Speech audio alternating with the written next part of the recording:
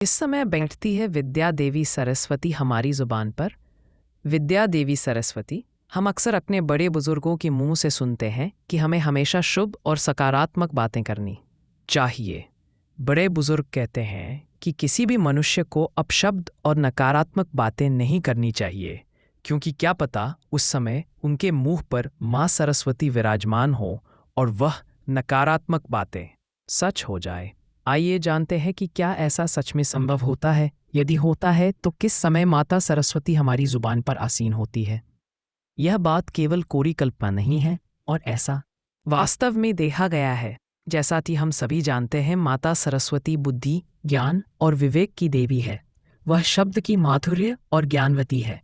वीणा वादिनी सरस्वती ने ही सर्वप्रथम सृष्टि में स्वर भरे हैं। ऐसी मान्यता है कि माता सरस्वती से सर्वप्रथम सस्वर की उत्पत्ति हुई और इसी वजह से संसार के सभी नदी, नालों और पक्षियों को आवाज मिली। ये भी बेहद लोकप्रिय मान्यता है कि पूरे एक दिन यानी 24 घंटे में एक समय ऐसा आता है जब प्रत्येक मनुष्य के जुबान पर माता सरस्वती स्वयं आसीन होती है। इस विषय में ऐसा कहा जाता है कि इस समय उपरांत जो भी शब्द मनुष्य बोलता है वह सच हो जाते हैं।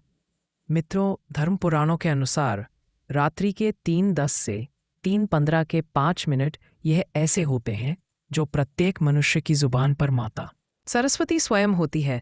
अब आप सोचेंगे कि इस समय तो कोई जागता ही नहीं है, तो इस बात का क्या आशय हुआ? लेकिन ऐसा नहीं है।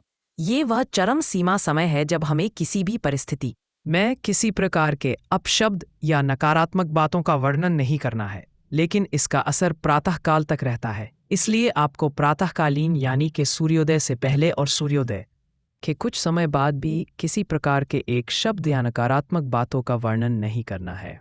यदि आप किसी के लिए बुरा कह रहे हैं तो वे सच हो जाता है, किंतु वही नकारात्मक शब्द पुनः लौटकर वापस आपके पास ही आते हैं।